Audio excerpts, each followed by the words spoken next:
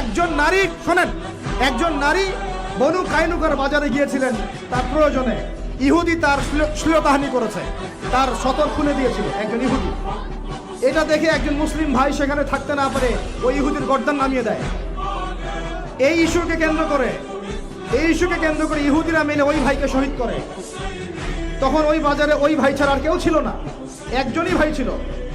এরপর এই মামলা আসলো নবীর দরবারে সাল্লাল্লাহু আলাইহি ওয়াসাল্লাম। এটা মদিনার ঘটনা। নবী সাল্লাল্লাহু আলাইহি ওয়াসাল্লাম ওই সাহাবীকে তো দোষারোপ করেনই নাই, বরং নিজে বর্ম করে অন্য সাহাবীদেরকে বলেছেন, তোমরা বের হও, আমরা বনু কাইনুকা আক্রমণ করবো, ওকে এখান থেকে বের করে দেবো। একজন দিনী বোনের ইজ্জতের বদলা নেওয়ার জন্য পুরো বনু কাইনুকার ইহুদিদের সাথে যুদ্ধ হয়েছে।